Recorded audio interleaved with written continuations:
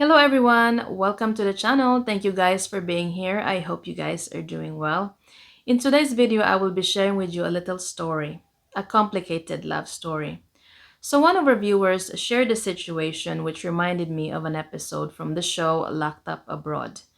I'm not sure if you're familiar with that show. I'm not even sure if it's still running, but it was quite popular back in the day. In that show, they feature true to life stories of people, and their experiences being locked up abroad. In one of their episodes titled Prisoner of Love, they feature the story of a foreigner and a Filipina. And their story started when the foreigner met the Filipina online. During that time, she was working as an overseas Filipino worker in the Middle East. They've corresponded online, they fell in love, and eventually decided to meet in the Philippines.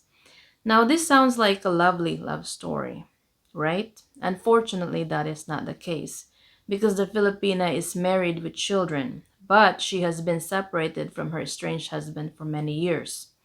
The estranged husband has already moved on with a new woman and a family of their own. So, on her mind, for the Filipina, she thought everything was over. So, she invited the foreigner to meet her in the Philippines. They spent time together as a couple. He got to know her family. It was a lovely time for both of them. A couple of months later, they found out that they're expecting their first child together. So everything was looking good for this couple as they were very excited, with the news of their pregnancy. Unfortunately, this was the start of a very complicated and dangerous situation. The estranged husband found out about this pregnancy and is extremely angry. The news of her getting pregnant by another man has caused him so much shame. In the Philippines, there's a term for that, ipot sa ulo, iniiputan sa ulo, which basically translates to someone just pooped in your head. You've been cheated on. So for the estranged husband, this was very insulting. This was a big blow to his ego. Now, some of you might ask, why would he feel that way when he's already moved on with a new woman and new family? Shouldn't he just let her go, set her free? That is a good question. He should do that. But in this case, he did not want to do that. And despite that complicated situation, she remains to be legally married to him because in the Philippines, divorce is illegal. There's no divorce in the Philippines. And for as long as she remains to be married to him, he has the right to file a case against her and her lover. You would ask, what case? Adultery case. Yes, adultery is a criminal offense in the Philippines. In that case, is punishable by imprisonment of a period of 2 to 6 years. I heard before it was even longer. I just looked it up, and that's what it says: 2 to 6 years. And she can also file a case against him, and that is called concubinage. But I think in this case, she just want to move on. She's over this relationship. But unfortunately, the estranged husband is not over this relationship. And this is where it starts to get very dangerous for the both of them. The estranged husband filed an adultery case against the Filipina and her foreign lover, and that was the beginning of their ordeal. They were both arrested and put in jail. They were able to put in bond to be temporarily released, but one day on their way to their hearing, a group of armed men ambushed their vehicle. This group of men started chasing their vehicle, started shooting at them. Apparently, the estranged husband was very connected, and he put in a hit order on this couple. This couple almost lost their lives. It's kind of the scenario you see in the movies, but this one, it's happening in real life at that time. This couple was very lucky to have been able to escape that very dire situation. After that, they had to go into hiding.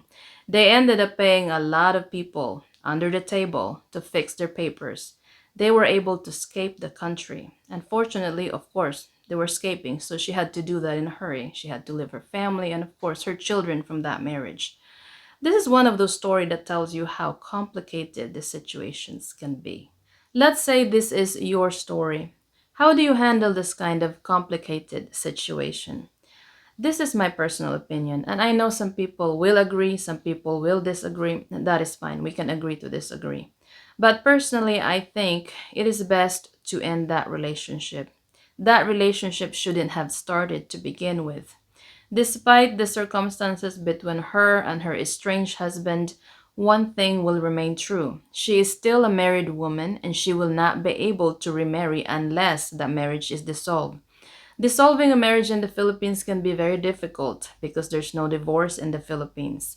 The only way to dissolve that marriage is through an annulment.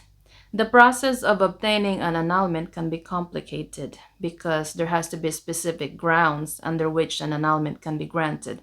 It is also expensive and it takes a long time to process. So for most Filipinos, annulment is not an option. But let's say you decide you want to help her in filing that annulment to dissolve that marriage. In this case, most likely you'll have to help her financially because, again, this is an expensive process. This can also be risky because your involvement in that annulment case process um, might make the other party, the husband, not want to cooperate. I've heard of stories, situations where the husband asked for some type of monetary compensation in return for their cooperation. See, that kind of situation's not good. I would consider that blackmail. So you have to be really careful with this. So let's say your situation is a little better. Let's assume that both parties want to dissolve the marriage. How do you proceed with that? Well, that would be the best case scenario for you and the Filipina. But again, this is an annulment. This is not like divorce. An annulment, like what I've said, is a complicated process in the Philippines because there has to be specific grounds under which an annulment can be granted. Not only that, it is expensive and yes, it will take some time. So you will still have to wait for the annulment to be granted for you guys to be able to get married. Now, despite the risk, some couples decide to pursue the relationship, living together without the intent of getting married. Now, I guess you can do that. I mean, at the end of the day, it is your decision. But if you do that, as a couple, you're not going to be able to own any property together. Now, as a foreigner, as far as I know, correct me if I'm wrong, you can buy a condo, then I guess you can live there. And that condo will be under your name. But let's say she decides to like want to build a house in the province. Let's say she already owned the land and she wants to build a house there. Most likely, that land obviously is already in her name. Or if you decide to buy a land, most likely that will be on her name. Not most likely, yes, that land will be under her name. And the house that you are going to build will be under her name. So again, that is risky for you, the foreigner, because what if the relationship don't work and then you break up? None of those properties are under your name. It's all in her name.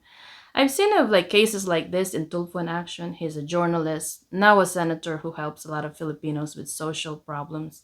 And the most or the best advice I've seen in there that they provided in this kind of cases is to sell the property and then you split the proceeds from that sales. Again, you're still in the losing end in that situation. But at the end of the day, this is between two people, between you and her.